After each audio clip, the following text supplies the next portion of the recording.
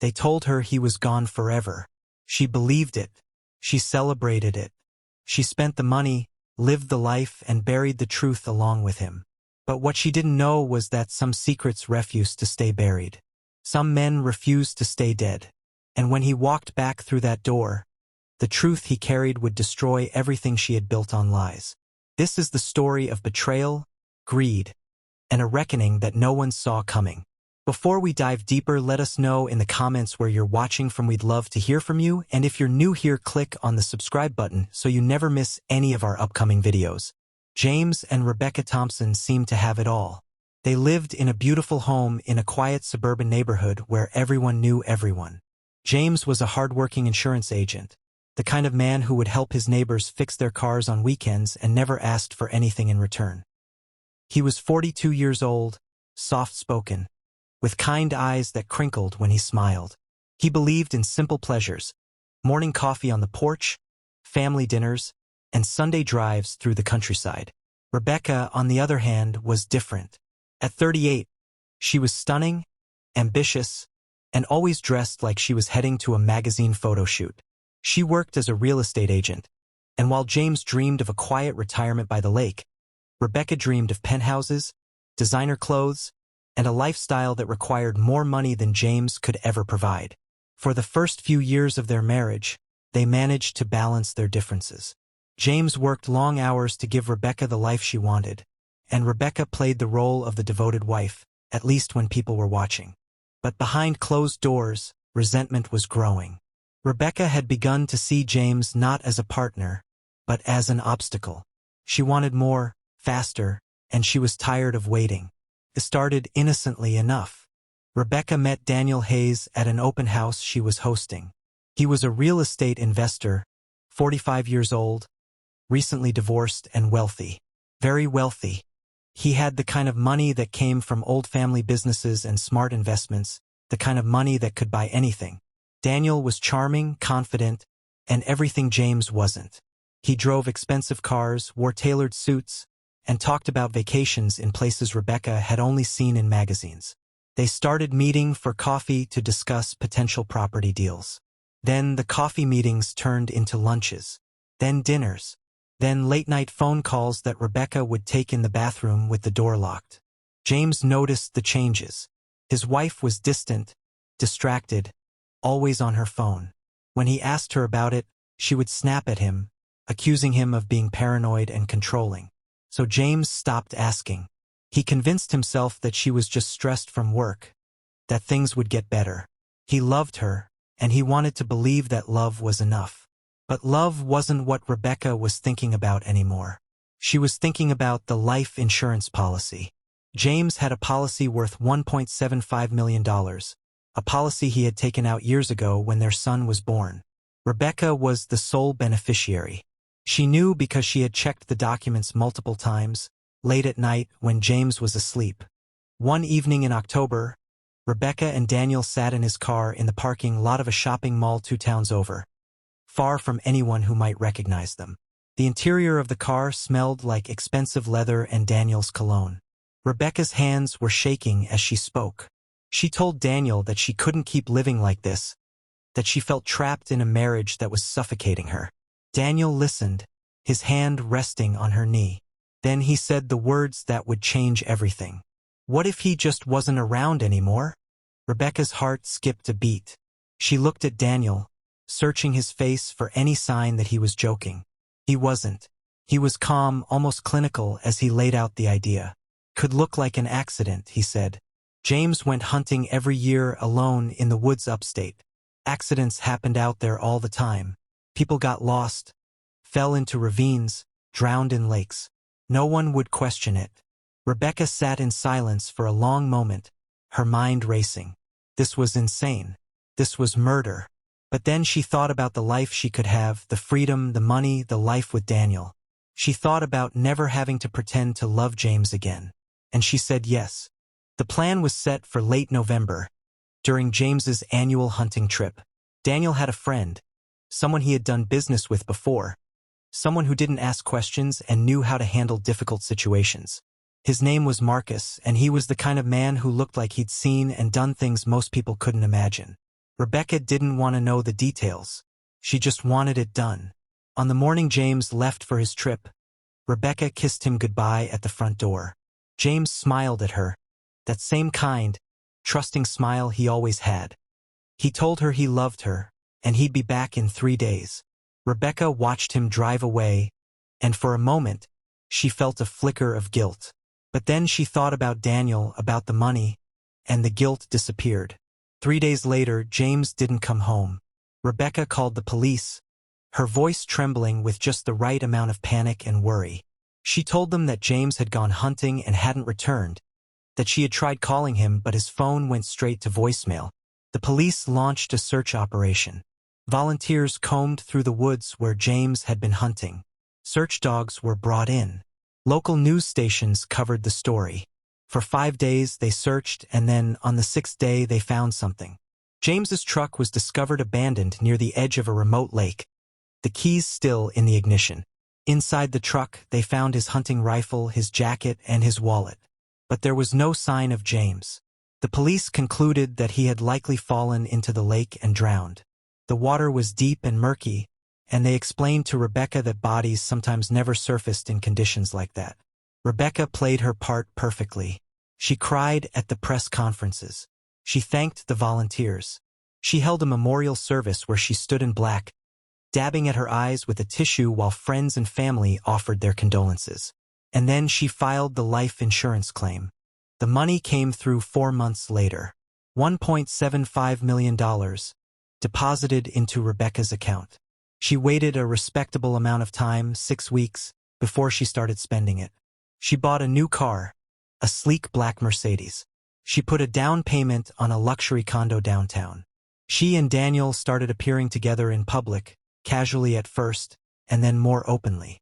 They told people they had reconnected after James's death, that they were helping each other through difficult times. Most people bought it. Some whispered about how quickly Rebecca had moved on, but no one suspected the truth. Rebecca felt untouchable.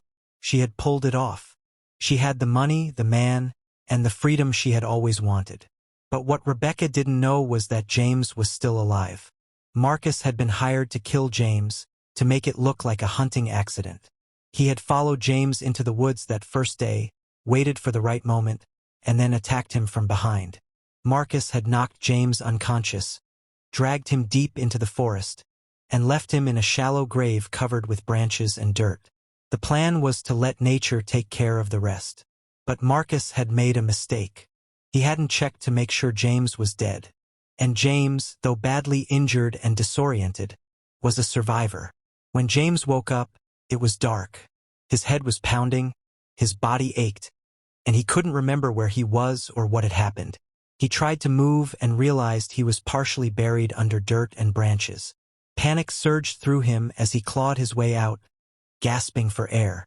He lay on the cold ground for what felt like hours, trying to piece together what had happened. Someone had attacked him. Someone had tried to kill him. But who and why?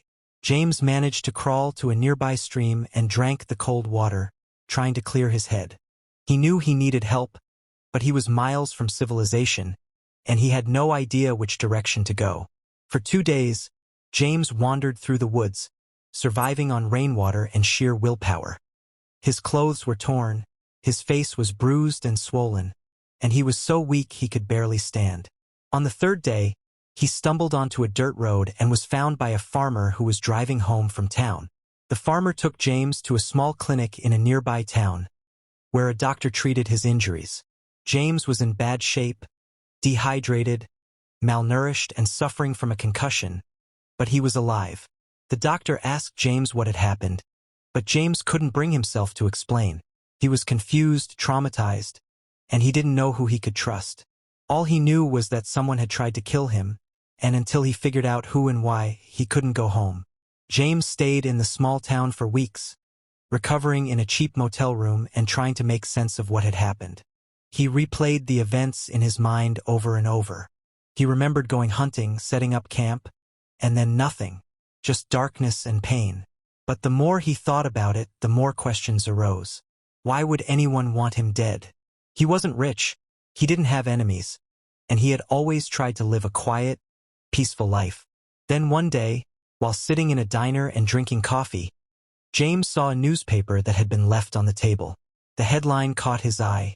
Local man presumed dead after hunting accident. There, on the front page, was his own face.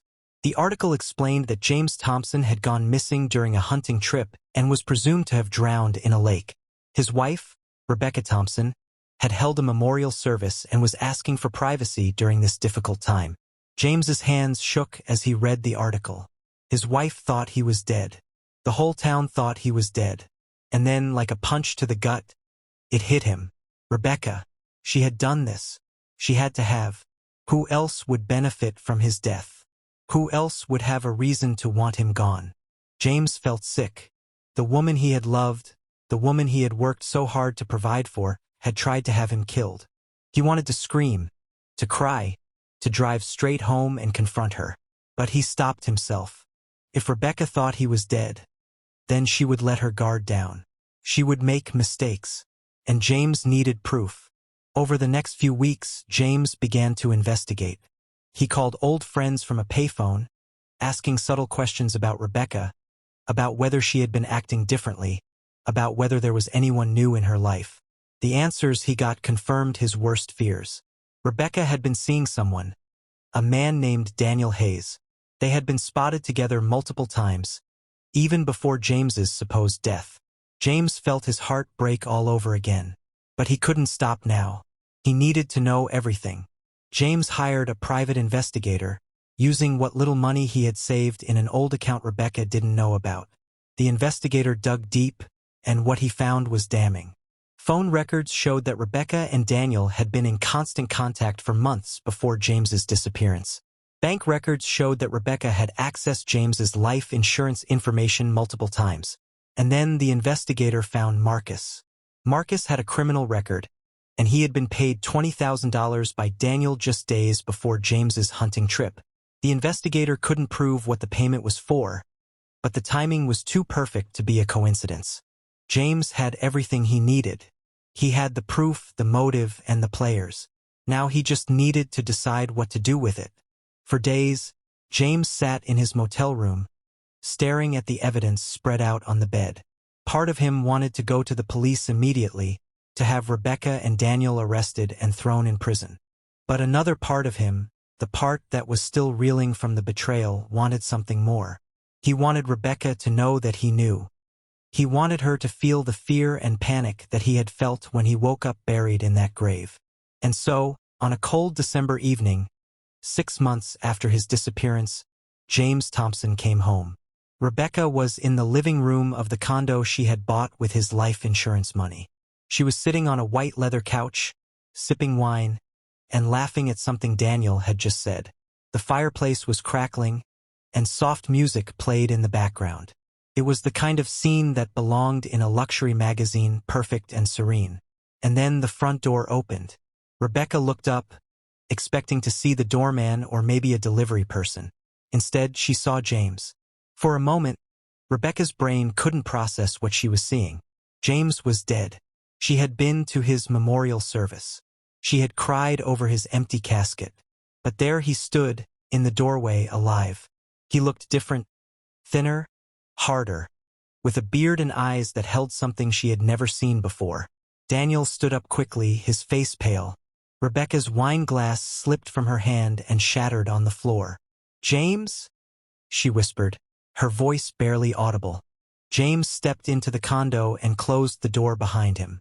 His movements were slow, deliberate. He looked around the room, taking in the expensive furniture, the artwork, the life Rebecca had built with his money. Then he looked at her. "Surprised to see me?" he asked, his voice cold and steady. Rebecca's mouth opened and closed, but no words came out.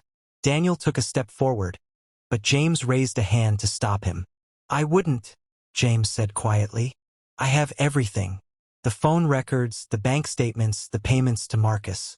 I know what you did, Rebecca. I know you tried to have me killed." Rebecca's legs gave out, and she collapsed onto the couch. Tears streamed down her face, but James didn't know if they were real or just another performance. "James, please," she sobbed. "I can explain. It wasn't supposed to happen like this. I was scared. I felt trapped. Daniel said it was the only way. James laughed bitterly. The only way? The only way to what? Get rich? Be with him? You didn't even have the decency to leave me, Rebecca. You tried to bury me alive. Daniel tried to speak, but James cut him off. Save it. I don't want to hear anything from you. You're just a coward who paid someone else to do his dirty work. James pulled a folder from his jacket and tossed it onto the coffee table. It landed with a heavy thud, and papers spilled out. That's copies of everything. The police have the originals. They're on their way here now. Rebecca's sobs turned into wails. She begged James to forgive her, to give her another chance, to understand that she had made a terrible mistake. But James felt nothing. The woman he had loved was gone, replaced by a stranger who had been willing to kill him for money. Within minutes, the police arrived. Rebecca and Daniel were arrested on charges of conspiracy to commit murder, insurance fraud, and attempted murder. Marcus was picked up an hour later, and he confessed to everything in exchange for a reduced sentence. The case made national headlines. People were shocked by the story. The devoted husband who had survived a murder plot and returned to expose the truth. James became something of a reluctant celebrity, but he didn't want the attention. He just wanted his life back, or at least what was left of it. Rebecca was sentenced to 25 years in prison. Daniel received 20 years. Marcus got 15. The life insurance company demanded that Rebecca return the money, but most of it was already gone, spent on the condo, the car, and the lavish lifestyle she had built. James got some of it back, but not all. He didn't care about the money anymore. He sold the house he and Rebecca had shared, unable to stand being there.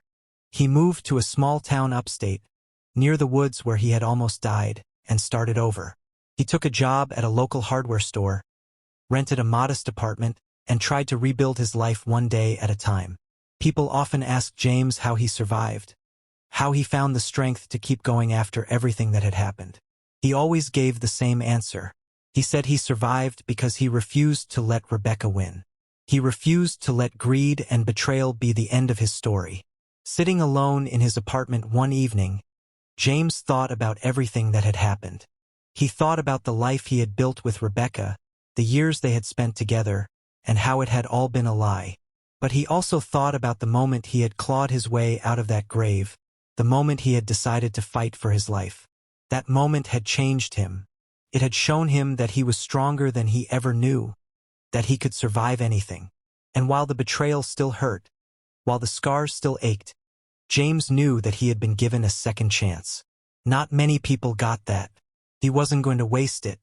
As the months passed, James slowly began to heal.